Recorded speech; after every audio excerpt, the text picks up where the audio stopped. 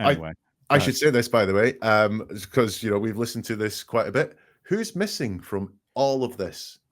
Charlie Boy Yeah, she doesn't mention Charlie or once. Harvey. This Oh no, she brother, does mention. I'm sorry, she does. She lies about him having brain cancer because that wasn't true. But yes, no mention of no, Charlie. Good she point. doesn't mention Charlie at all, which is surprised me that he doesn't come into any description of life that she's talking about. Now, I know this is about the prompts about her mother for writing this, but she does manage to mention her kids and her father as well. Maybe writing about a mother, you might write about the family, the three children that she has been a mother to. But Charlie has disappeared from this entirely. She does not want to bring Charlie up at all. Charlie is radioactive, says someone in the comments. I think that's the feeling I got. Great point. What is up, everybody? This video is a recorded video I made of a live I did with Jack from Never a Truer Word and Julia Cowley from the Console Pod. I added some commentary to it. I added some images, some graphics. I added some clips from trials and some clips from Wendy's police interview. This is the same live where we decoded Wendi Adelson's podcast episode that she did 10 months after Dan Markel was murdered. It was a creative writing podcast she did, and we break it down. Actually, Jack and Julia break it down, and I just kind of guide them through the interview. I hope you like it. Please hit that like button. Please subscribe, share, do all the things. Just add a little flair to this, and I hope you guys like the video with the flair. We need to talk about your flair.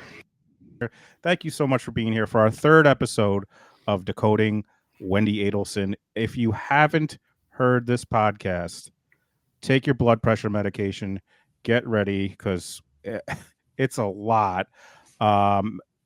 It's a lot. What I guess, Jack, can you tell us, this is not a police interview, right? This is just a podcast she went on. So can you tell the difference of like analyzing something like this as opposed to a police interview?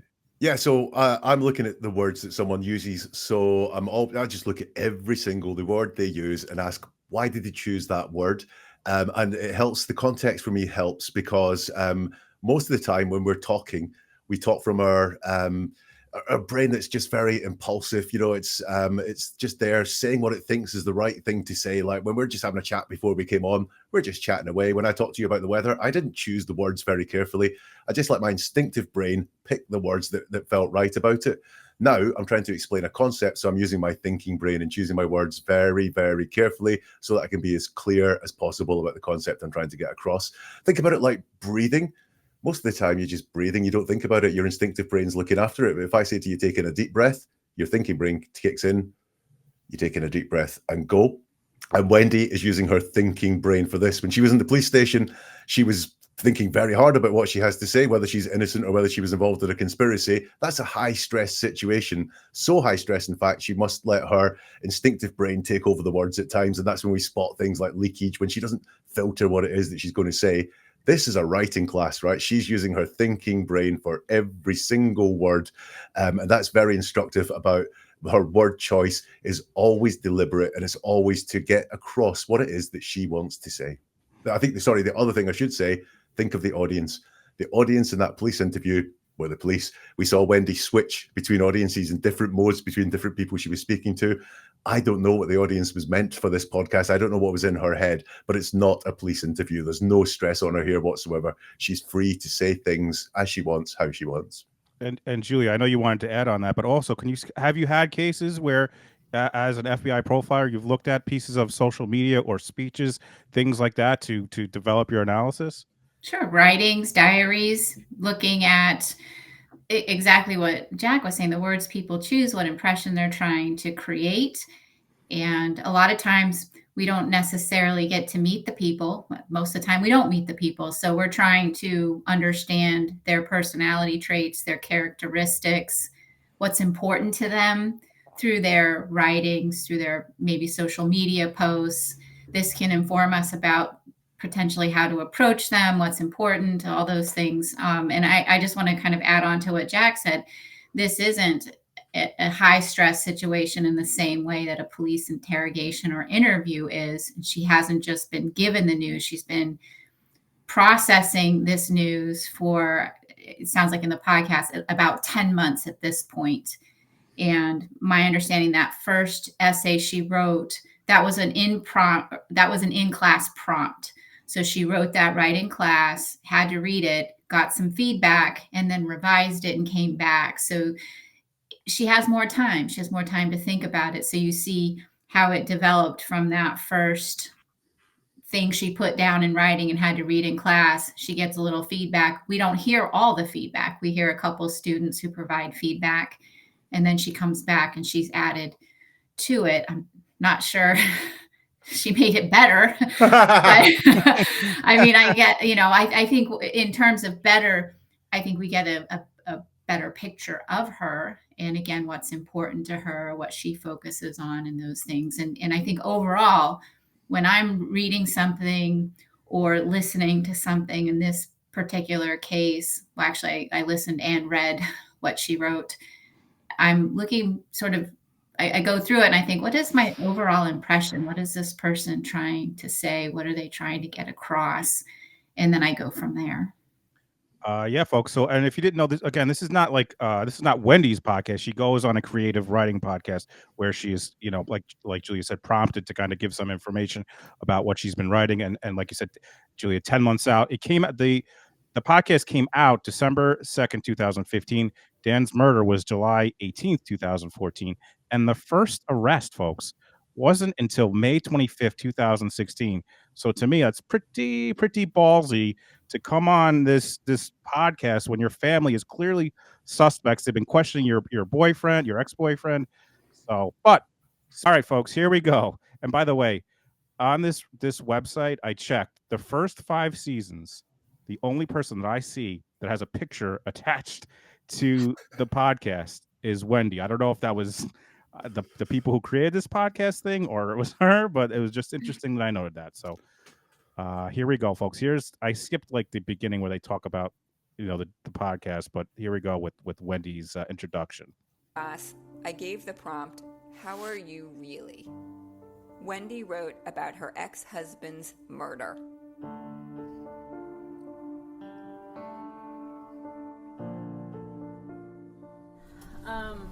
On July 18th, 2014, someone shot my ex-husband in the head while he was pulling into our garage after he dropped our then 3- and 4-year-old sons off at school.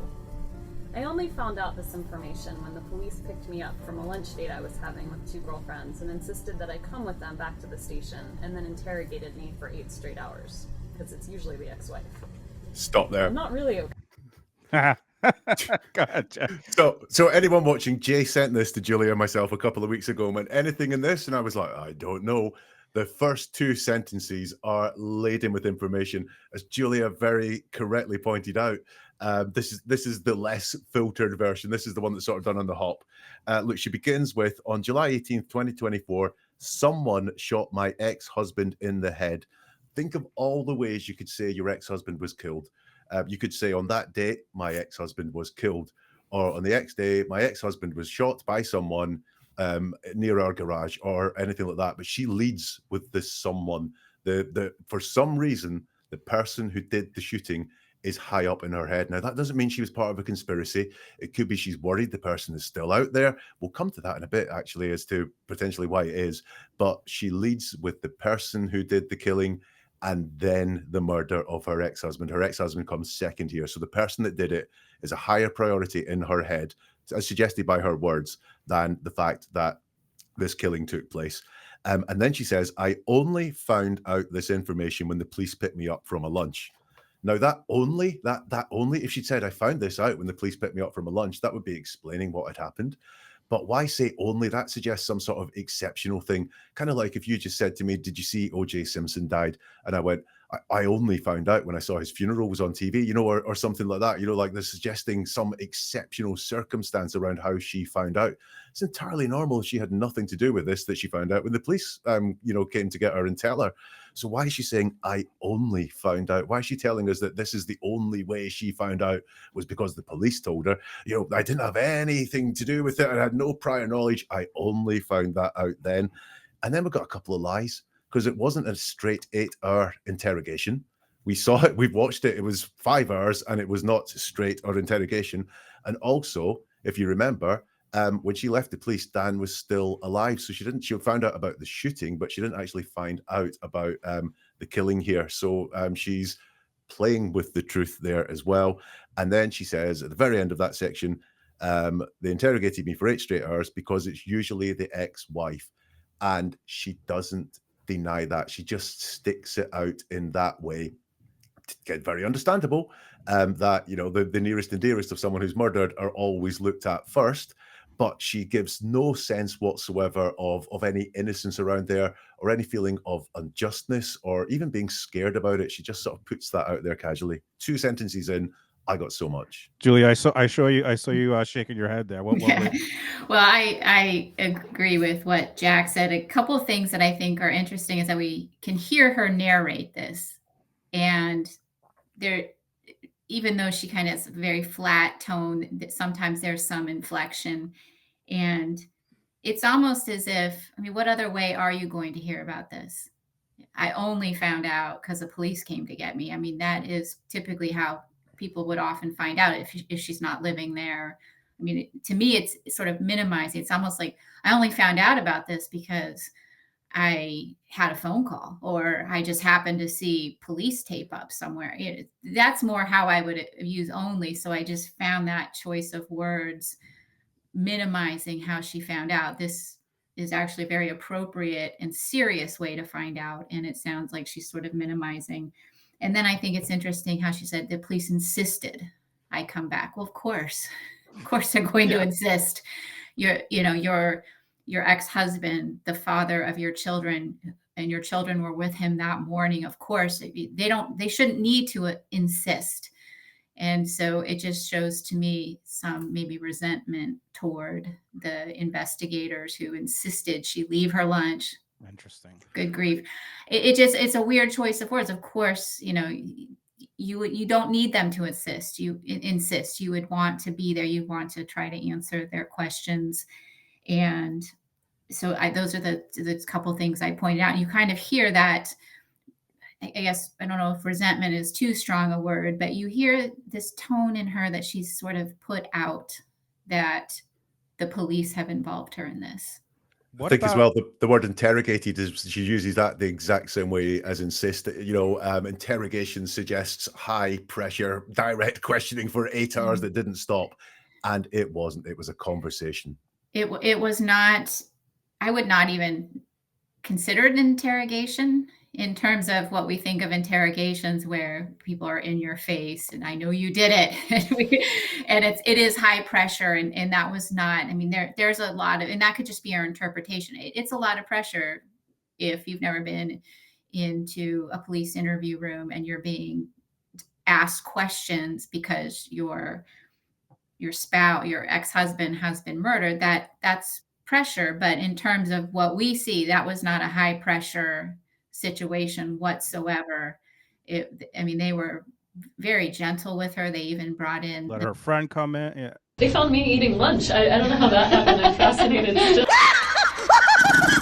Yeah, they had her friend come in. They had the victim advocate there for her. The detective was really just trying to gather information in a very gentle way. But she's like, you know, in sort of painting herself as, you know, I was victimized by that whole situation. Sorry. I'm curious what you guys thought of her saying our garage. No, madam, when you left Dan and took all your stuff before the divorce, took all the kids' stuff, half the stuff in the house and moved to a different house, that wasn't our garage. That was Dan's garage. I don't know if that means anything, but I just thought it was interesting. Our garage. That wasn't their garage. That was Dan's garage. But I don't know. That's just I went slightly easy on that one. She says our garage twice in the 2 tellings of the story. I think it is indicative of how she views that. But bear in mind, it was her garage or our garage for a while. So it may just be that's how she thinks of it. And I'm not going to really blast someone for still thinking of something as theirs, if they have left for an amount of time. All right. So I'm wrong. All right. No, No, you're not wrong. There's no right or wrong here. Right. So. All right, let's continue this. Okay. I list the things that are going well when people ask this question. My children are thriving and happy. We live with my parents who are incredibly devoted to our well-being. I started my own immigration practice, and I just signed up to do a 1-year clerkship with the Federal 11th Circuit in September, which means I can get off Obamacare and have 1 year guaranteed of a steady income. But the truth is that I miss my life. I was a professor at Florida State University College of Law. I was so proud to be a public interest attorney and a mentor to my students. The novel I wrote about my clients' stories had just been chosen as the common read for all first-year students at FSU. In August, I was supposed to be the commencement speaker, and then I was supposed to take my brain cancer surviving just turned 70 father on a trip to Machu Picchu. And I don't get to complain that I didn't do any of those things because I am alive. I'm going to pause there or keep going? No, that's the end of that first story. Julia, do you want to go first? Sure. So what I think is interesting is actually what comes after this. And I'll let Jack go back to the words she's choosing. And I think the students get an opportunity to comment or, what is missing or what, just give feedback. And we don't know exactly how many students gave feedback or not. But what I thought was interesting is that one student, and this was my impression as well, states, we learn a lot about the narrator, how smart she is. Is there something that, and you can kind of tell that the student is uncomfortable because, as Jack would note, she puts an there, looking for her words, trying to choose her words. Is there something that is causing her not to be able to really get any sympathy? Or if she feels like she's not getting sympathy? So and I think that's really interesting. The student brings this up, and when I look at this, what is she trying to say? And what I hear is resentment. Just resentment, despite some good things going on and how smart she is, and there's just resentment. And what I just notice is any lack of emotion or sentiment or anything. Now, what the student also brings up and the instructor clarifies, and I don't think this was part of the prompt, and I do want to kind of keep this in context of what she was asked to write. But the student asks about a writing format called hot topic, cold prose. She's asking the instructor, okay, what does that mean? And the instructor says, well, that's when you just tell a story without sentiment. And I don't think that was actually part of the assignment, but I think that's how they're viewing this, that Wendi has just told this story that's a very, in terms of hot topic, it's very emotional. It could be considered controversial, but she tells it without any emotion or feeling. And I think that's why the student asks that, because she doesn't hear any emotion or feeling. Now, typically people who, like in law enforcement, probably write in a cold prose. We don't put in our bias or emotion or opinions or anything like that. But they also, maybe in academia. So maybe this is how Wendi's used to writing, without any emotion. However, what I will say is that even if you're just telling a story and you're not putting in your emotion or any sentiment into it, you can kind of get a sense of how somebody is feeling just by their actions and what they're talking about. And what we end up at the very end of this is that Wendi is resentful. That's what I took from it. What do you think, Jack? Okay, so I'm going to be nice to Wendi here, because when she starts off by talking about her children being okay, she actually puts someone ahead of herself. I mean, she does say, first of all, I'm not okay. But then when she talks about things going well, she talks about her children, and she says they're thriving and happy. We live with my parents who are incredibly devoted to our well-being. So her lead there, and talking about her life, is good things happening to other people around them. Potentially that's where some of the resentment comes in. It's not going for her. And then we just get into her listing everything that's wrong with her life at the moment. And what interested me was she said, things were going well. I started my own practice and I've signed up to do a federal 11th Circuit clerkship. But the way she talks about that, or what she says that means to her, is we can get off Obamacare and have 1 year guaranteed income. So when she's talking, this is about moving away from pain. It's not about moving towards joy or anything like that. So the way she's telling her story is getting out of the plight that she's in at the moment, rather than going towards something that she desperately wants. I just read out her description of what she's doing just now. It's very, very bland. I started my own immigration practice and signed up to do a 1 year clerkship with the federal 11th Circuit. Compare that to her description of her former academic career, and that is bells and whistles about all her achievements. And she does say she misses these things, but she's very much more flowery is not quite the right word, as Julia said. This is very flat prose, but much more descriptive of what she was doing before Dan's murder. She was proud of it. She doesn't say she was proud of what she was doing, at the moment. She was proud of it. She was proud of the book. I mean, it really is all about herself. And I agree with Julia, there is a resentment there, but what she doesn't ever do is express any of this. She finishes off by saying, I don't get to complain. I didn't do any of those things because I'm alive. And she doesn't expand on what that means. She doesn't talk about, are people judging her because how dare you be happy because your ex-husband's dead? I mean, that's a really weird thought process if you think about it. Who wouldn't want someone just to go on and be happy?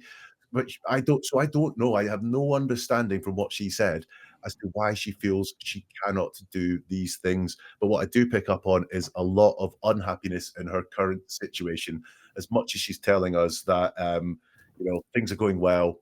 And I think as well, a theme we will get all the way through this is two Wendys.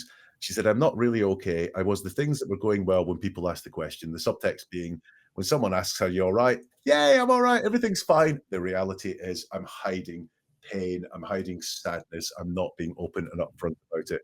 And that's a theme that she returns to again and again and again through her writing. All right, folks.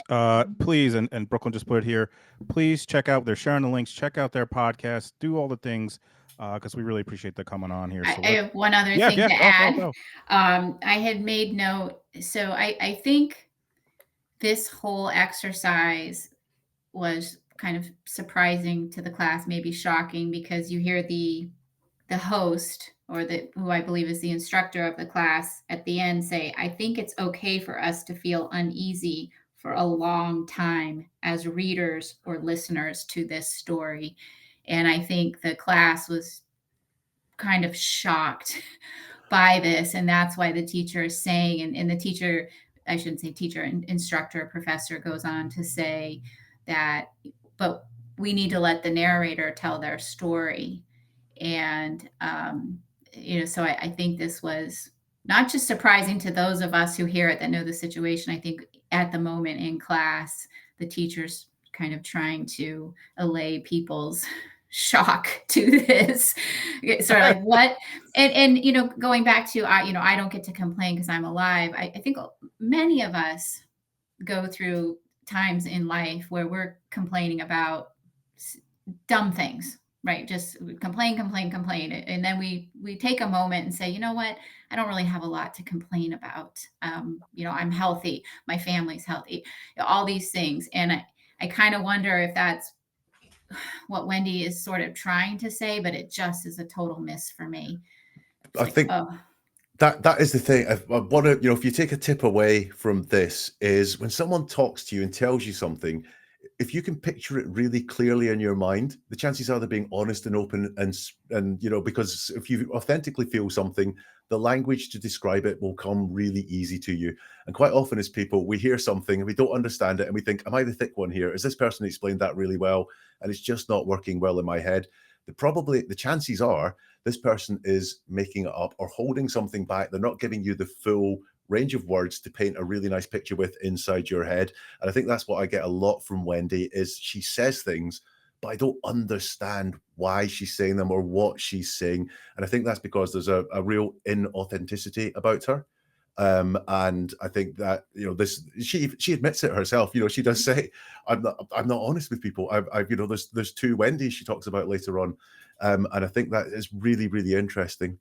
You want to know what my theory is? My theory is it's because she's a psychopath cosplaying as a normal person. She is, and she does it in the trial. She does it in the interview. In my opinion, she is trying to act like a normal person would, but she doesn't know how one does. So, like, it comes off inauthentic because she doesn't know how. She doesn't. Her feelings, her thoughts, the things she says. I mean, I've watched all her trials too many times. Her police interview. I've listened to this. She is cosplaying a normal human being when she's a psychopath. But I mean, I'm not. Well, she may very well be missing what we call that feeling thing, and that is hard to replicate if you don't have it. But I think she recognizes that she doesn't have it because, as Jack said later on, she describes some of these things. All right, so let's continue. We've got to like the first 4. All right, so I got 9:41 is when she. So I guess it's a little difficult to fast forward on this, but this should be when she continues here. And thank you all so much for being here and all the kind comments.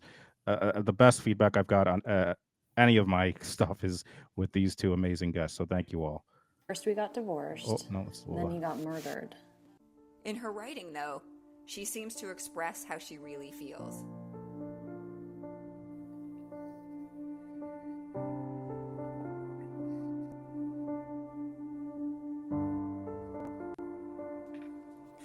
"10 months ago, someone killed the father of my children. First we got divorced, then he got murdered. In casual conversations, I don't know whether to call him my ex-late spouse or my late ex-spouse, except that late ex-spouse sounds like latex spouse. Last July, someone, and we still don't know who, shot my ex-husband point blank in the back of the head as he pulled into our garage after driving our then 3- and 4-year-old sons to preschool." All right, I'm just going to say something, and I usually don't. I try to maintain. I try not to curse, and when I have professional guests on me, who the fuck says my latex? Like she thinks that's funny. She thinks that's going to get a laugh or something. Julia, I feel It's like the Adelson sense of humor, I believe, because she describes it in her brother saying, "Oh, instead of murdering your husband, I'm going to get you a TV." And it could be a coping mechanism. It could be it's so I think I said this to you, Jay, before we came on live, that let's just say she has nothing. She has no involvement in this. She doesn't know about it at all. It's still so tone deaf. It really is. Even if this really is how you feel, it's so cold and it's inappropriate. And to me, that just tells me that she may just unable to read the room, which is weird because during her interview, I thought she didn't miss a beat in terms of correcting the police or the detective when he didn't get the voicemail exactly right, or getting people's names and who are you, and she didn't miss a beat when it came to that kind of stuff. But when I think it comes to how maybe she might come across to other people, I don't think she has that self-awareness.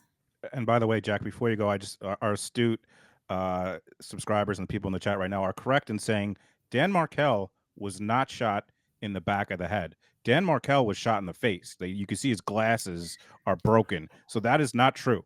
Go ahead, Jack. Oh, well, that feeds into something I'm going to talk about. Look, we've got the repetition of "someone killed the father of my children," so leading with the person again. And then later on, she says "someone," and we still don't know who shot my ex-husband. So she's still fixated on the someone that did it. That's still how she leads. What I was interested in, because she could be entirely innocent and really focused on that someone because she, number one, wants to know who killed the father of her children, or she's scared that if this is something against her and Dan, that they might come for her. That could be why she's focused on that person. However, she says someone, and we still don't know who, not I still don't know who. So that suggests that actually the focus for her there is that a wider group of people don't know who did it. Could that be that she's really glad a wider group of people do not know who killed Dan? But certainly she's focused on we not knowing, whatever that wider we is. I'm going to give Wendi some bonus points here. She doesn't downplay what's happened. In fact, she's quite graphic about what happened. Now, interestingly, it's wrong, but it's very often that if someone is guilty of a crime, when they're talking about it, they'll turn the severity down in their language. You know, so rather than saying I didn't murder this person, they'll say I didn't do it. You know, they'll just call it it. They'll turn the severity down, and she doesn't. She talks about he then got murdered and shot my ex-husband point blank in the back of the head. Now, I will give bonus, but I would normally, when someone downplays the severity, I'll go, that's very interesting, and I would do the opposite here. However, it does feel just a little bit too graphic, especially when that violence is the most graphic thing that she writes about in all of this. So not is she reveling in that, but again, it's this sort of filter that she doesn't seem to have in talking about it. And then the latex guy. Now, this is draft number 2. This is supposed to make it better. And her thought process is, I don't know what will make it better. It's a gag about latex. Wow. I mean, go some. Also, when we spoke about her last time, I wondered about her expressing sexuality in some things she says, and latex and sex is a material that goes with sex at times. So I wondered if this was that coming out again there. But I mean, yeah, just the old common themes again. The other thing I noticed in casual conversation, I don't know whether to call him my latex spouse or my latex spouse. Why casual conversation? You know, what casual conversation is she talking about here? That you know, you could make that sort of joke. Is it, as Julia says, the Adelson off-color jokes type conversations? Like the hitman for it was cheaper to buy to get a hitman than cheaper to get a TV than a hitman. And do you think, by the way, the thing about the back of the head is because she wants sympathy from the class? Like she wants like, oh man, your ex-husband was shot in the back of the head in the garage. Like, oh wow. I mean, I don't know. I just like, why is she saying that? You know, like that.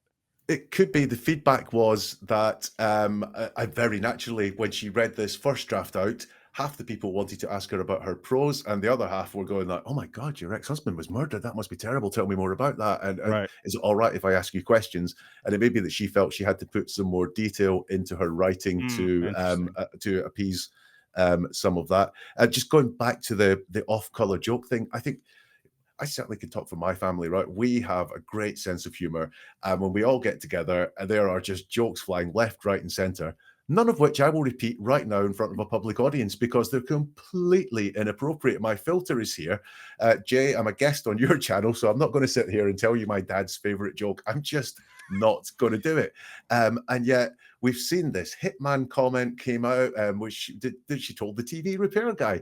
We've seen the latex spouse guy come out there, you know, so yeah, close groups of friends, you know, there's dark humor in some professions and so on, and that's all fine and understandable. It's part of the coping mechanism. It's part of human nature, but we tend to keep those things within those groups where they are acceptable, and she just seems to let them out all the time.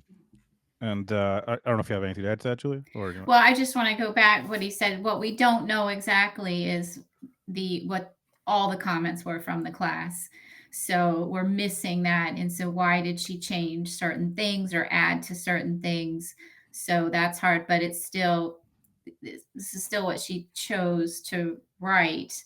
And either she just doesn't really read the room very well, or she also, I think, probably feels comfortable in this group as well. Right. And by the way, folks, I tweeted out the wrong thing. She says it in here.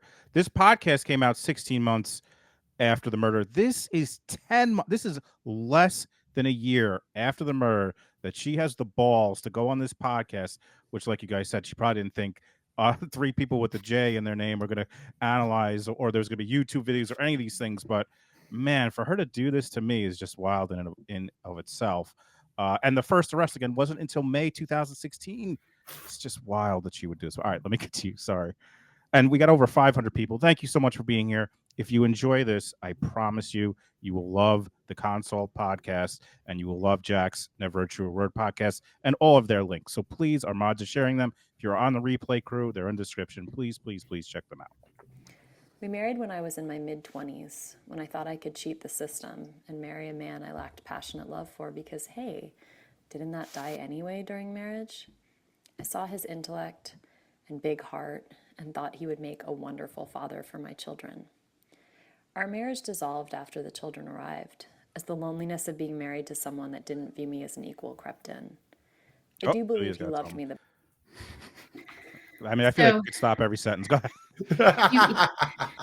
You probably could. So just my observation, she talks about not loving him in the way she probably should have, in a passionate way, but then she attributes the failure of her marriage to Dan not treating her as an equal, as opposed to maybe she didn't love him enough either in the way she should have. So I just find that she takes no accountability for her role in the problems in the marriage. And the other thing I want to say, I just find the comment, in her interview, she talks about how her parents had a very loving relationship. They'd been married for years and years. And so she should conceivably have a good idea of what a happy marriage is all about. But she makes this flippant comment, well, hey, isn't that supposed to die after you're married anyway? Well, not by what she says about her parents. She should have had a good example. So I do kind of wonder if the marriage that she witnessed growing up was as loving and supportive as she claimed in her interview with the police. Makes me question that. It's so interesting because she brings it up in the police interview, her parents' marriage. She brings it up in this. She brings it up in the trial because she talks about how they had their email is a like it has both their names. They share because they're a couple. Blah blah. She brings it up all the time. That's such an interesting point. Well, if anything, she should have gone into a marriage thinking, ideally, if this were true about her parents, I've seen this ideal marriage, rather than going in with this sort of negative attitude. I'm going to cheat. I'm just going to cheat the system because it's very transactional with her. He's smart and he will be a good father. So I don't care that I don't really love him the way that I should. I'm going to marry him anyway. And I mean, that's very selfish. What about him? What about, do you care about how he would feel if he knew that's how you felt when you married him? Yeah, I don't think so. But then going on to then blame him for him not being very interested or not. I think she goes on to talk a little bit about he wasn't interested in reading her book, but just to go on and blame him for not treating her as an equal. And you just have to wonder, well, what was your contribution to that? Right. And Jack, before you go, and she couldn't wait less than a year before she starts talking bad about Dan in a podcast. 10 months later, she's talking bad about Dan in a podcast. The man was just murdered. Sorry. Well, I mean, it's a good point you make, Jay, is that she cannot hide her disdain for him. And I actually think she's trying in some ways. Maybe, but it really does come through her resentment, her disdain for him. And at the end, when she's interviewed by the professor about what it was like to be in the class and talk about her story, she said, I just wanted to tell my side of the story. Well, what is your side of the story?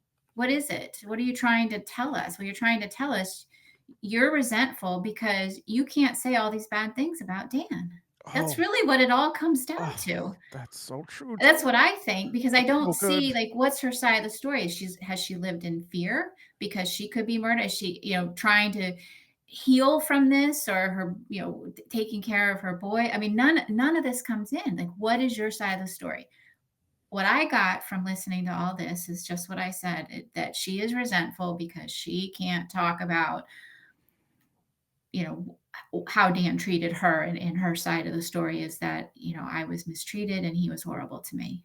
So good. So spot on. Go ahead, Jack. I'm going to try and recreate one of my videos here with a visual prompt. I don't know if you can see that, but on that bit of page, that's the paragraph we've just heard. You only need to see the colors, which are all the pronouns. The pink ones are joint pronouns, and we, and all the orange ones are solo pronouns. So there's a couple of he's and in there, but the rest of it is me and I. So this really is, I mean, we don't, they were divorced, right? So we don't, this was a marriage that had fallen apart, but as you can see it in the language there, that there's complete separation. There really is no joint entity in her head whatsoever, even to the point where she talks about my children, not our children or children, but my children. Interesting. My children, but our garage, though. My children, but our garage. This bit that's coming, just listen for the passive aggressiveness in the first sentence here. All right, here we go. The best way he knew how. I mean, he didn't like fiction, so why read my novel? It was logic, not a lack of love. It feels sacrilegious these days. By the way, he did read her book. He posted about her book. But go ahead, Julia. Well, I mean, just as Jack just pointed out, that is so passive aggressive. It is just a way to badmouth him without reading. Like, oh, I'm taking the high road here because I understand that it's just logic. Why wouldn't he read my book if he's not interested in fiction? But it's really just a backwards way to disparage him for not supporting her in another way to take a dig at him. That's how I do find it very passive aggressive writing. But again, it's hard to know. Is she just trying to be very creative because it's a writing class? I don't know. Go ahead, Jack. Did you have something? No, I've just got the passive aggressive there was way off the scale. Even to suggest something less than heroic about my latex husband because he was murdered. He died violently and young. Go ahead. So I know Jack has the transcripts, and I did look at the transcripts as well. It's written as latex husband. It sounds like that's what she is saying. She's calling him latex husband, not late ex-husband. And that's what I hear. I listen to it over and over again to say, she's saying latex on purpose as opposed to late ex. And it's just dehumanizing. It's such a dehumanizing statement. I mean, she, again, goes to her disdain for Dan. Especially in the context of that paragraph where she's talking about he was murdered, he died violently, young, at the hands of a professional killer. By the way, he was my latex husband, which I agree with you, Julia. I went back and back and back and back, and it's the one word. It's not that hyphenated late X. And you have to wonder if she put that joke in there at the beginning so that she can go on to call him the latex husband and have plausible deniability that she would. But it's almost like I have to throw this dig in here. But she's dehumanizing him is what she's doing. Yeah, and she starts off by saying, it feels sacrilegious these days even to suggest something less than heroic about my late ex-husband. Well, you just have. You've said it's sacrilegious, and you have done it.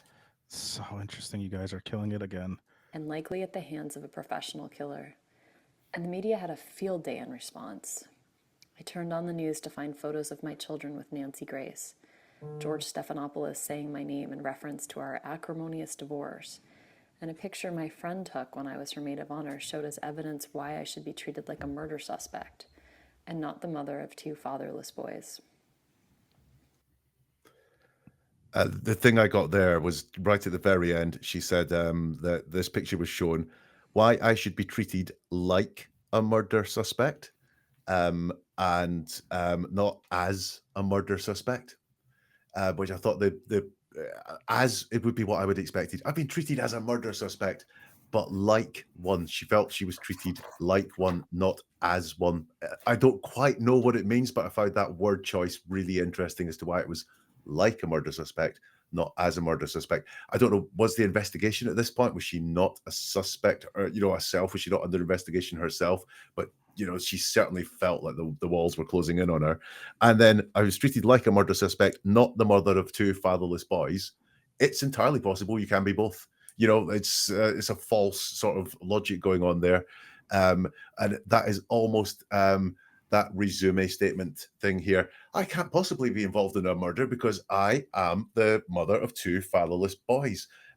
It's that, again, the logic that doesn't hang, but it happens all the time when someone is under pressure and being accused of something. They'll start talking about how good they are, maybe the charity work they do, or you know, something like that, as a divert away from any suspicion to feel sorry for me or feel like I'm a very virtuous and good person, so I can't possibly be up to no good. Right. And I think the two things when she's talking about not being treated by Dan as an equal and her life being splashed all over the media, Nancy Grace, George Stephanopoulos, etc. I think that goes back to what the student was asking. Is there something that is causing her to not be able to really get sympathy?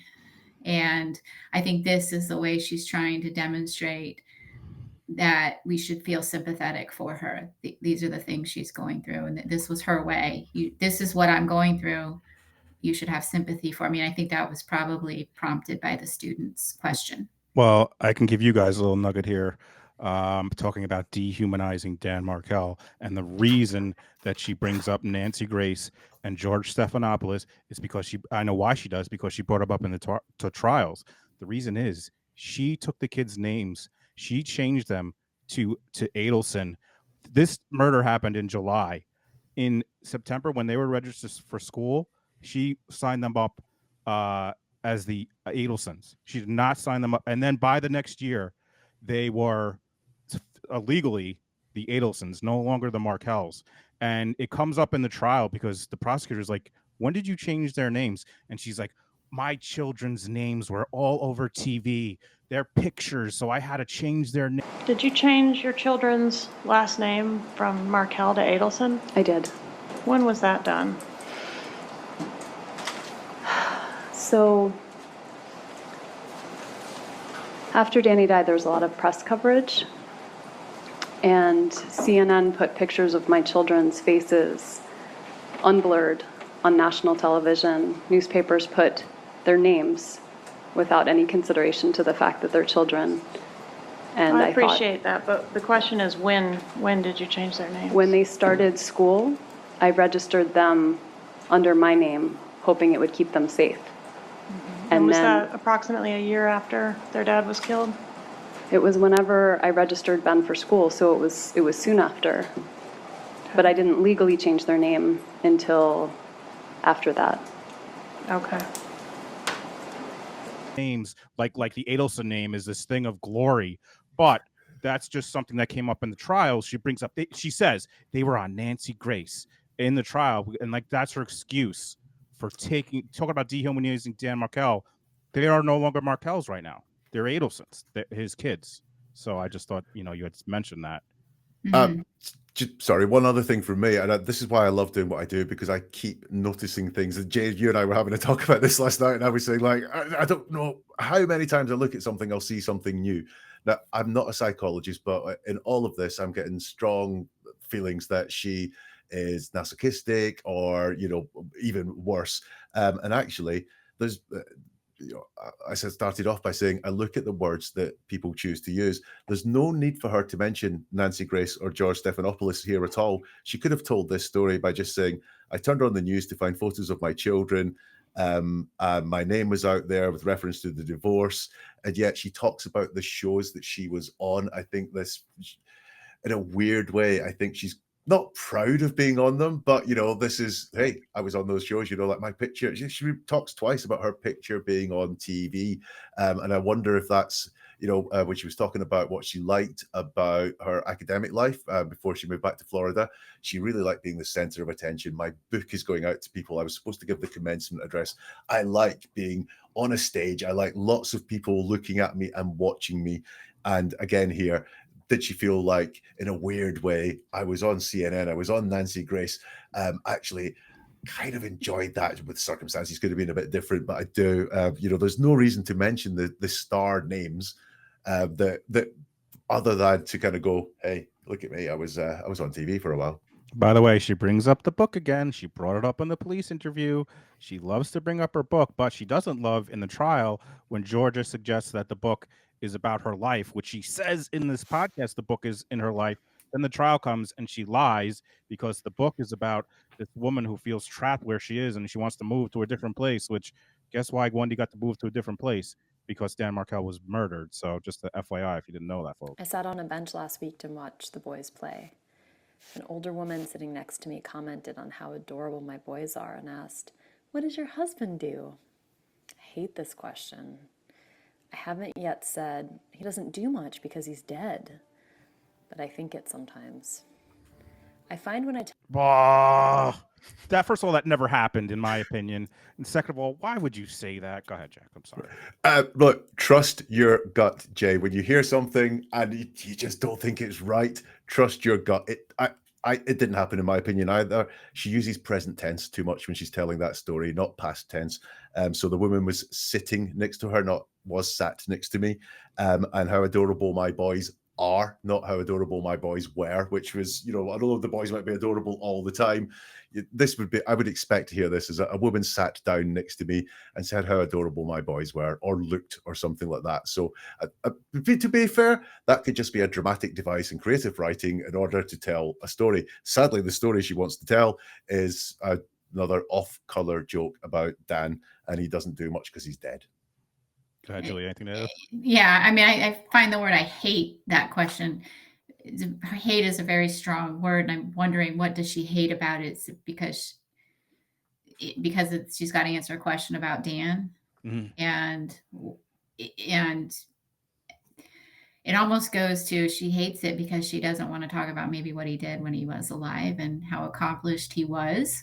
And that makes her think of that. It's just such a weird word. I hate that question. And I just want to say he's dead. And I think about saying that sometimes. It is. Yeah. Julia's getting frustrated, folks. George is getting upset. Julia's getting frustrated. I am really trying to just be careful. All right. Let's see where we're at on this. 11:29. So the next thing, by the way, this has almost been an hour. We might have to listen to another part if you guys are down. Let me let's see. This is the next part. She thinks she is fat. About mom. Relationship with your mom. Here we go. My mom. Here's where she describes her relationship with Donna Adelson, who is currently arrested and pending a trial in September for the murder of Dan Markel. Grandma Gotti, here we go. I have lived together for almost a year. She is selfless, generous, loving, and beautiful. She thinks she is fat. She once got turned down for Weight Watchers because she didn't have enough excess weight to be admitted to the program. She thinks she is stupid. My mom, who won the New York Spelling Bee for middle schoolers when she was only in the 6th grade. And before you go, Jack, I wanted to say this about this part. What does she say? My mom, who I have been living with for almost a year, because you know what that means? The 2 days or 3 days after Dan's murdered, she hauls her ass and moves in with her parents where they live 8 hours away. And she tries to say in the trials, because obviously that's a clear motive. She wanted to move. I mean, that's what she wanted to move. She tries to say in the trials, no, I love Tallahassee. I love where I was. I was still looking at jobs, but in this interview comes out, oh, wait, she just immediately moved in with her mom. But go ahead, Jack. I'm sorry. Dan is not the only person that Wendi likes to put down here. She is putting down her mum. It's very devious, but if you look at it, she is saying her mum's a bit... She thinks she's fat, so she's telling us a negativity about this. She thinks she's stupid.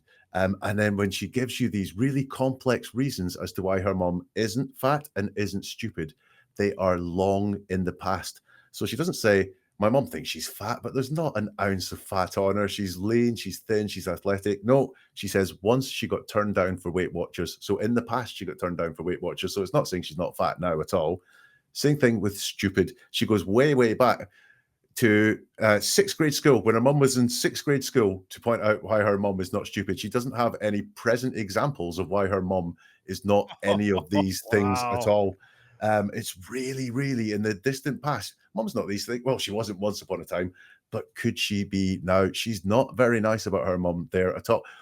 If you're going to build up your mom, sorry, if you're going to talk about your mom, why not build her up and say all the nice things about her? Instead, she's saying she's wrong about being fat. She's wrong about being stupid. She once was in a spelling competition like years, decades ago. So she can't be stupid. It's really, really weird. Another reason why I think she is going to go down, and that is because her mom, Donna Corleone, Donna Adelson, is a moron. She's a dope. She's a dummy. And she's going to take her daughter down with her. That's so good. Go ahead, Julia. I don't have anything at Okay. this point, but I do in the next section. Okay, here we go. So many of the things I am because of who my mom is and who she wants me to be. I was valedictorian of my high school. She seemed proudest that I graduated high school still a virgin. Yes, there it Try to is. drop I that. thought that you might want to stop there. What? Your mom knows she doesn't care that you're a valedictorian. She just cares you were a virgin. Seems like your mom knows a lot about your personal life, first of all, but what are her priorities? What are her... But go ahead, Julia. I was just going to say that that entire segment to me just indicates the controlling nature. And I think she goes on, who I am today. And it just, to me, just Donna is controlling. And that's what she's saying. Yeah, she says, I'm many of the things I am because of who my mom is and who she wants me to be. So present tense.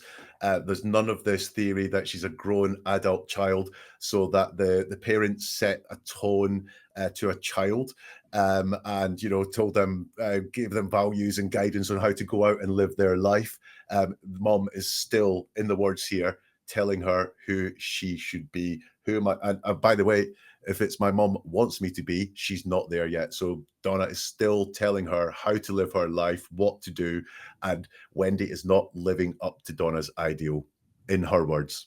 Right. And it's almost like despite all her other accomplishments, she's just fixated on the fact that she got through high school without having a sexual relationship with anyone. It really just must be disappointing for Wendi to think I've done all these things and that's what you're most proud of. Right. It's Or sad.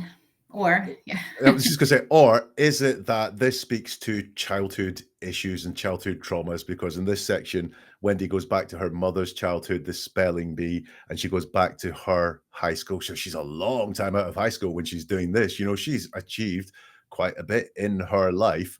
And yet it's almost as if there's a trauma there that perhaps she did feel like she did everything mom said at school. She wasn't sexually promiscuous. She became valedictorian. And yet she's still not being good enough for her mom at the time. And she's still not good enough for her mom because I'm not the person mom wants me to be. And maybe, go ahead, Julie. Oh, I was just going to Jack, you and I think so much alike. So this is way toward the end, but when I look at combining what I noticed in her interview versus what her writing exposes about her, there's something I wrote. Is there a past experience that makes her particularly observant and heightened awareness of surroundings, but having emotional numbness? This is all Wendi, and there's trauma. There's trauma somewhere. I'm not trying to make anyone feel sympathetic for her, but there's some trauma going on. That was sort of my whole summary there. But Jack I completely agree with him.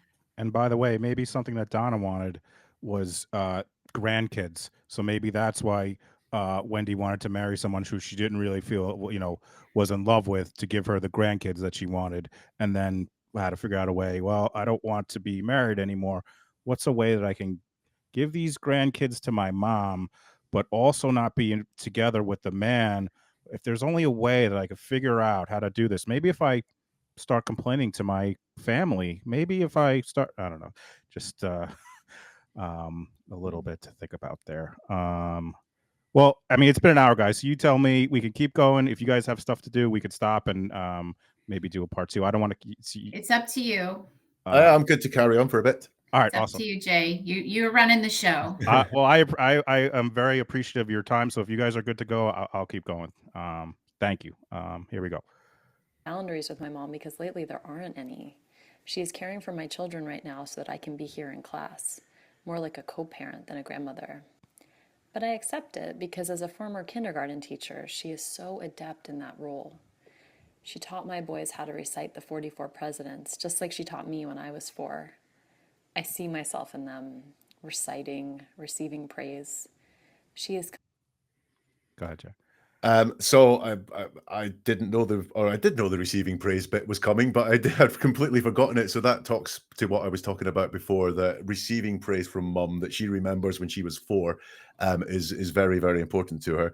The other thing that got me there was that she said that she's allowing her mum to look after her children. I accepted this because as a former kindergarten teacher, she is so adept in that role. Now, I think most people I know would allow their mother to look after their children because they're a mother and they're your own mother. You know their mothering capabilities. You know how well they can look after children because they looked after you once upon a time. But Wendy's justification is not because Wendi was a great mom to, Donna was a great mom to me. So, who better to look after my children than the person that brought me up? No, it's because she's a former kindergarten teacher, which is just a really, that again speaks to this crunchy family dynamic. And just as typical Wendi, everything comes back to her. So while she's trying, and this is, I think, is kind of leakage in her language, even though she's using the thinking brain and plotting this out, what she's saying is it comes back to her. So it's not about the care that her mother can give to the boys. It's this is just like what happened to me. This is amazing. This is all my life repeating itself again. And I can see myself getting praise from my mom and so on. Not, she doesn't say the boys have come on amazingly with my mom, or her kindergarten skills have just, helped at such a hard time for 2 very young boys who've lost their father. I've seen them grow in stature, confidence, intelligence, or anything like that. No, they're a bit like me. They're a bit like I was. So interesting. completely changed her life because mine fell apart. I write letters to her in my head every day, ones of immense gratitude for facilitating my return from the bottom. But when we speak, in the few fleeting moments when the kids or my dad don't need something, it comes out like, is the dishwasher clean? And if not, should I run it? Writes letters in her head. That's cool. Let me go to the. I don't know if you guys have it. Let me go to the next. Well, just interesting, facilitating her return from the bottom. At what point was she at the bottom, and what did her mother really do to facilitate that? Is there a deeper meaning in that whole? Where was the bottom? Was the bottom in her marriage, or was the bottom really when Dan was killed? It's just kind of ambiguous, but it makes me question what she's talking about there. And then clearly, there is a very superficial relationship between them. The current state, they are not talking, at least how she's describing it. They're not talking at all about anything other than the necessary things. Chores, to get through the day. Interesting on chores. The first two she mentions are about cleaning, dishwasher and laundry, which we saw a lot of cleaning in the police interview as well. Or lack of cleaning there. So this is a recurring theme of hers around these cleaning activities. She talked about the laundry in the police interview. She talks about the laundry there. Like I don't know what it means, but it's something she's very focused on. The only other thing I've spotted in that part as well is just that family seems to be good old-fashioned gender roles there, with the two women looking after the kids and the dad and doing the dishwasher and the laundry and the groceries. They're so busy looking after, the two women in the house are so busy looking after the kids and the male, they don't have time to have a proper relationship. Great point. They did have time to plan a murder, or at least the brother, allegedly for the mother, but the brother and the anyway. I should say this, by the way, because we've listened to this quite a bit. Who's missing from all of this? Charlie boy? Yeah, she doesn't mention Charlie or once. Harvey. Oh no, she does mention. I'm sorry, she does. She lies about him having brain cancer because that wasn't true. But yes, no mention of Charlie. No, she doesn't mention Charlie at all, which is surprised me that he doesn't come into any description of life that she's talking about. Now I know this is about the prompts about her mother for writing this, but she does manage to mention her kids and her father as well. And you know, maybe writing about a mother, you might write about the family, the three children that she has been a mother to. But Charlie has disappeared from this entirely. She does not want to bring Charlie up at all. Charlie is radioactive, says someone in the comments. I think that's the feeling I got. Great point. All right, where did I flip? Teacher, she is so adept in that role. No.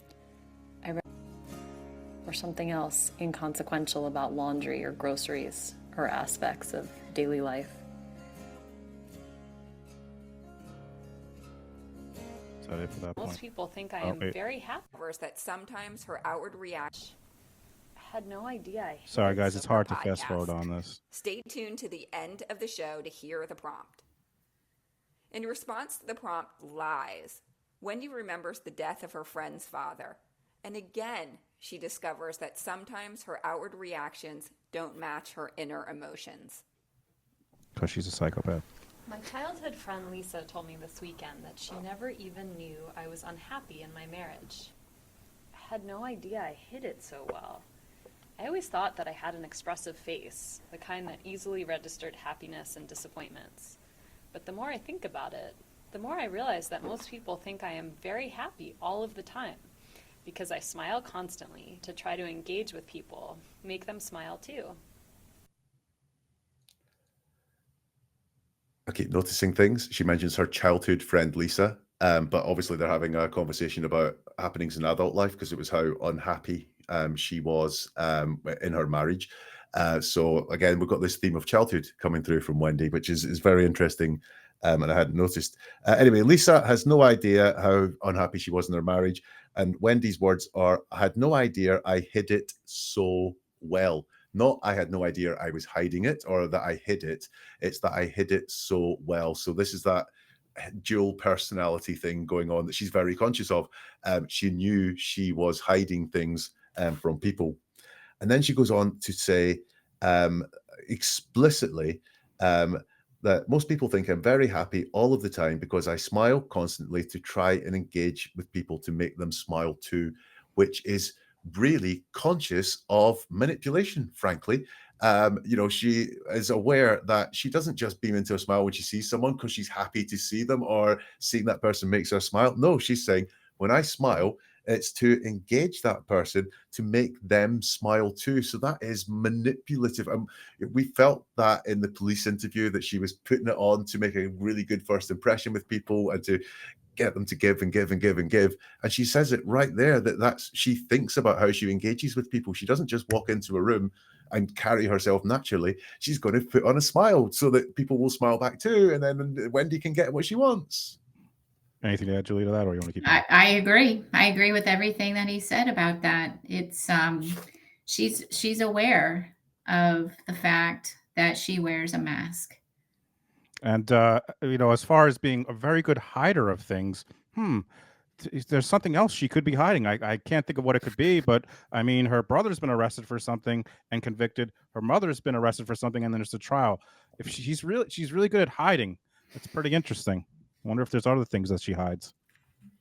I think this face is a kind of mask that I wear out of a life of endless practice, like a kind of muscle memory for the face. I can even remember one time learning that a friend's father had died, and upon hearing the news, I smiled. It was a bizarre reaction, since I loved my friend and her dad very much. We were 13, and I remember him making pancakes for us many a Sunday morning after a few of us slept over. More than 20 years later, I still feel like a freak show thinking back on that moment. Back to childhood again, but this is something. Why does she feel that she had to do this all through her childhood? There's something there. Good. Yeah, she says, a mask I wear out of a life of endless practice. Not something she's had to do in the past year with, you know, hiding the pain of Dan or not being able to talk about Dan or dealing with that. This is something she's done out of a life of endless practice. Oh man, that's so good. I never like this whole episode is talking about trauma as a child, or a lot of it. I never picked up on it. This is so freaking good. And just the other thing, at the very end of that, she says, "I still feel like a freak show thinking back on that moment." And you know, maybe Julia and I will get people feeling a little bit sorry for Wendi, but that speaks to me of someone with low self-esteem, talking about themselves as a freak show. And I think that is, again, I'm no psychologist, but you know, typically, a lot of people with childhood trauma, especially if it's not receiving love, attention, affection, or whatever from parental figures, will have low self-esteem as they go on later in life. She doesn't say, I kick myself for that. We know we all did things as a kid where I go, God, I can't believe I did that. But I don't put a label on myself like I feel like a freak show. Not I felt like a freak show, or that made me feel a bit weird, but I feel like a freak show. That's quite in total. A person that likes to be funny and to use humor and levity to engage with people, then is it an authentic or inauthentic response to smile at the news of something tragic? Am I deluding others or myself when I smile or laugh through the pain of a terrible time? Am I avoiding actually bathing in the grief I need to feel so that when time passes, I will have missed my chance to mourn? Danny used to tell me that everyone thought I was such a nice person and such a good person, but he was the only one that knew the truth about what a bad person I was. I don't know if I need a prompt to pause it there and get your guys' thoughts about that statement. She doesn't deny it. No. Danny used to tell me that everyone thought I was such a nice person and such a good person, and that he was the only one that knew the truth about what a bad person I was. Not, but you know, I'm not. Or he didn't see the real me, or he didn't know the real me. She just comes out and she actually says, what a bad person I was. What do you think, Julia? Anything? Well, I just wonder if he actually said this to her ever. It's a pretty cruel thing to say. And perhaps, you know, as their marriage was deteriorating, people say horrible things. So maybe he did say this to her. I do question if he really did say this to her exactly. I'm not sure that this was a true story. I think it's another way. I mean, it's a horrible thing to say to somebody who is trying to come to terms with, why do I act like this? And you know, she's trying to figure out, why do I wear a mask? Why am I inauthentic? Am I not or authentic? And then to have her husband say, you're just a bad person. I think it's another way of making him look bad. It's another dig in her struggle to try to determine. But what is interesting is that, you know, she cried when she found in the police interview. She didn't laugh. She didn't. When they told her, she put her head in her hands and she started to cry. So I wonder, was that authentic or inauthentic? If she typically laughs in the face of being told of tragedy, then was that an inauthentic response? Just kind of interesting to me to note. She was crying. We have Jared in here who went to high school with Wendi and knows Wendi and Dan. She's supremely inauthentic. Sometimes it took me a long time to realize. I go back and see some of the emails we exchanged, and it was all so fake. Thank you for that, Jared. Go ahead, Jared. I was just going to build on Julia's point, though. What is interesting, if that is a fake story about Dan and what Dan said, it's a hell of a weird one to make up. You know, if you wanted to put Dan down, Dan used to tell me I was a horrible person, or you know, something like that. But actually, the story she's made up is once more about this dual personality, about her, about Dan saying this thing of basically, you're manipulative. You smile and laugh and joke, but you're a horrible person. So you know, what was the seed there? That's very interesting. He was convinced I had deluded everyone but him.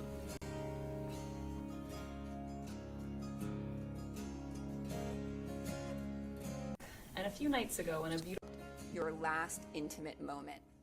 It should be intimate when a man cries in front of you while you hold each other, and it was, but I wasn't crying. Sometimes I feel like I'm all cried out. This year, I told my small children that their father was dead and wasn't ever coming back. And a few nights ago, when a beautiful man teared up in my arms, I wondered if I could ever cry at something beautiful again.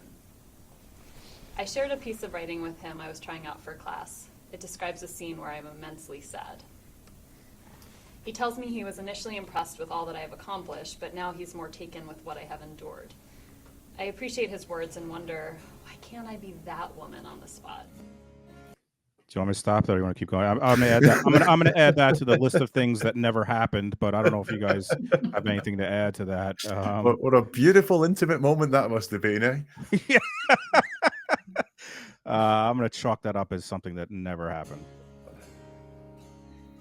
Why do I reserve the written word for a place where I can accurately and painfully express myself, and the in-person, real-life version for the Wendi show, jazz hands and all? I wish I could merge us so we could be less of a weirdo. Oh man, I bet she loved that little laugh that she got there. I think Wendy's working on a bigger story. You want to pause there? Yeah. I was just going to say, I mean, I've got a couple of things there. Really interesting that when she's asked to write about an intimate moment, that actually she writes about how great she is. And so this guy cried because she's amazing. That was the intimacy that they had. And the other thing was at the very end, she talks about being a weirdo, same as that freak show thing. Her self-talk, I don't think is great at all. Yeah. I just found the whole thing a little uncomfortable. Yeah. Just like something about it was just a little. The beautiful man crying in her arms. You thought that was a little uncomfortable? Why would you think that? I don't know. It just kind of, and I deal with a lot of icky things. I tell you, the beautiful man had the lucky escape, didn't he? Why the adjective beautiful? That's something I think you brought up last time, Jack. She's very into like looks and just interesting. She had to say was a beautiful man. I don't know if that means anything, but yeah, just the other thing I've got to add to that was, having looked at it, there's just what Julia pointed out about a lot of her writing. There's nothing behind it. I don't know why she feels all cried out. She just says, I feel all cried out. She doesn't say because I've done lots of crying over the death of my children's father or the pressure on my family or anything like that. The writing, she doesn't explain what was in the writing. She just said it was a scene where I was immensely sad, but she doesn't say why she was immensely sad. And he was initially impressed by what I accomplished, but there's nothing to back any of these things up. That it's just words, almost as if this is someone who knows how to write some impressive words, but there's no emotion, reason behind it. I came out of that by my thing about, think of a picture, what happened, and I can see this beautiful man, and I can see her in the arms, and that's like crying because of something she's written. Well done, Wendi. But I can't actually picture how the conversation went, how he felt, why she was like that at all. It's very, very vacant. And when you go back and he tells her, allegedly, that he's impressed by what I don't know if these are exact words, but what she endured. She uses the word endured.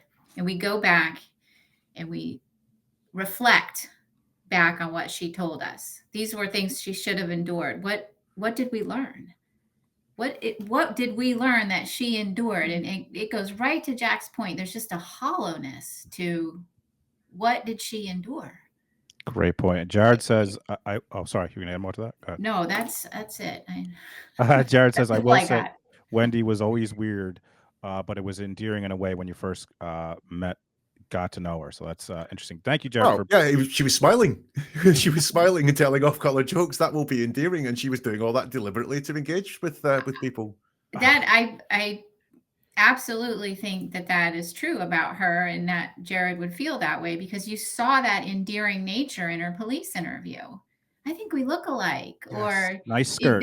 There was a lot of rapport building. She's very good at it. And I think some people like, oh, wow, Wendi Adelson is noticing me and paying attention and interested in me. And I think that she's very good at that on a surface level. But when you try to go a little bit deeper, you really, what are you missing? It goes right back to what that student commented on. What are you trying to tell us here? That you didn't get enough sympathy? But reflecting back on this whole class and that they've highlighted Wendi in this podcast, what did we learn? What did she endure? it's very superficial. Oh, just to let you guys know, this is probably I don't know if you know this already, but Jeff Lacoste, the guy that she tried to make the patsy for this, he has a few police interviews. I mean, he figures this out within 48 hours. He figures out that the Adelsons have something to do with this. But if you guys ever want to take a look at those, they're so interesting because he gives you a perspective from the guy that was with her right up until like a week before when she said, "Don't call me, don't contact me," because she didn't want. So that's. But we're almost done here. That's what happened, which was that her ex-husband was murdered. Her bigger story is about what it means for her to be authentic. Why does she laugh in the face of so trauma? Authentic. Does everyone? Or is Wendi wearing a mask she wants to take off? She writes a lot about how people react when they hear her story. She also writes about her own reactions, how she wishes she could be as true in person as she is in her writing. So I spoke to Wendi about her experience in our class. How did she feel telling her story? And how did it feel to get our class's reaction? You asked, how are we doing really? And I was shaking from head to toe, and I thought, okay, let's just do this. Let's just dive in. I didn't have a plan to do it, but it just felt unavoidable. The words kind of just flew out of me, but then when I was done, I sat there and I couldn't look anyone in the eye, and I was sweaty, and I just thought, okay, now I've done it. Now it's out there. Now what? I have a massive dislike of the word just. Just is so often used in deception to divert your attention away to somewhere or to minimize something that's quite large. And she says just a lot there. And I don't think this is particularly deceptive. I think there's a real lack of confidence in her in what she's saying. I was shaking, just dive in. Just felt unavoidable. The words kind of just flew, and I just thought, okay. So I think for me, there's a real lack of just confidence in what she's saying. I don't think she was very confident in that answer. Maybe slightly inauthentic. Maybe there was a little bit more going on, but there's too many justs in there for me to completely buy that. And then she talks about being sweaty, which again is another one of her. We've got this cleanliness versus dirtiness, cleaning laundry, sweaty, haven't washed my hands, didn't have a shower today, going on with Wendi. And Wendi, were you really shaking from head to toe, you liar? Come on. Go ahead, Julia, any more of that, or you want to keep going? No, you can keep going. Okay. Yeah. We're almost done. Yeah. So. And so then how did you feel about the class's reaction? I felt good. I felt good about the class's reaction. I realized that people had questions, and so some of them were about the writing and how, what might be different ways to tell the same story, and other questions were a bit more like, well, what happened here and what was going on there? And I thought, oh, I don't know if you remember this. I didn't know we were all going to read what we wrote in class. I thought maybe some of us would read if we felt like it, and I didn't think that would be me. So I asked her what motivated her in that moment to read her story, even when she wasn't expecting to. I think for me, a lot of the additional pain I felt, on top of the murder and everything associated with, was it felt unfair that I couldn't at least tell my own story, that the story got told for me. So I think there was an aspect of empowerment, of being able to say, no, this is my side of the story. This is what things looked like from my perspective. Nope, that's it. So, I mean, I'm sure there's a lot just in those last couple of sentences. Julia, I see you got something. Yeah. So when she's asked about the student feedback, she hesitates, and I think she had trouble with the student feedback. She's like, oh, I felt good, and she's reluctant. But I think what the trouble is that she really couldn't answer to the students' feedback because they're asking about probably some emotion and noticing that it's lacking emotion.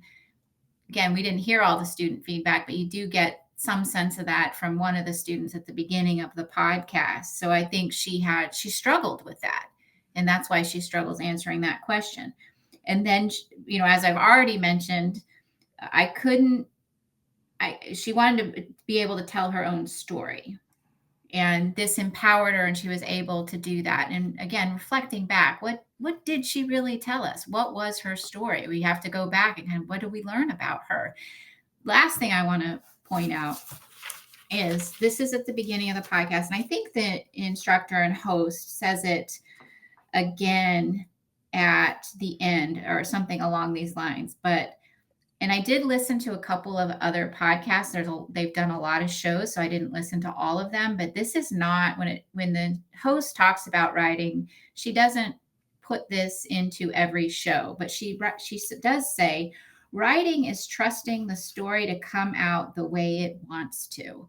And she says it at the beginning of this podcast, and she says it at the end. And I think that's very telling that this story came out the way it wanted to. And despite how maybe Wendi thought it was to come out. Maybe I'm reading way too much, but she does. So that's why I went and listened to a couple other podcasts to see if she putting that caveat into every podcast when someone tells a story. And it might be in other ones, but the couple that I listened to, she didn't put that in there. So I thought that was interesting. I think she's saying the story came out the way that it was supposed to, the way it wanted to, based on what she put on the paper. Yeah, I think what interested me there, once more, we've got this two things going on with Wendi. So there is the story, and then there's the other story, this, she's really saying, now this is not, she's hiding a murder, right? Or hiding conspiracy in a murder, but she is saying there's a lot inside me that doesn't come out. And what was interesting for me is she said, I couldn't tell my own story. The story got told for me. And I'm interested in what she meant by that, because in listening to her, I felt like what we were hearing was that she was hacked off that Dan was the star of this story. Dan was the person that was murdered, and that she had to take a back seat because she was still alive. So she couldn't complain about that. And actually, Dan wasn't a very nice person to her at some points, and she felt she couldn't say that because, hey, Dan's dead, and you have to be nice about dead people.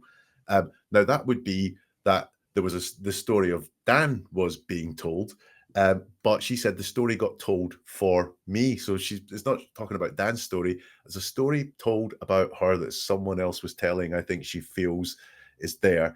Almost to go to Julia's point, she wanted this writing to tell that story for her, but I don't know what she was. I've come to the end no clearer in what happened, apart from going, you're still really interested in the person that murdered your husband, aren't you?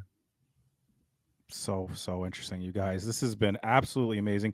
If you guys have been looking at Jack's window, he's over the pond there. It was light, and now it's dark. It's been an hour and a half, and this has been absolutely amazing. Please, guys, I know you guys will appreciate that. There's almost 700 people in here. Please show the love by checking out their podcast, all their socials. And if you guys could tell us, Julia, then Jack, what do you got going on? What's the next thing on the consult? And Jack, you tell us what's going on, where people can follow you, and just promote yourselves, please tell us.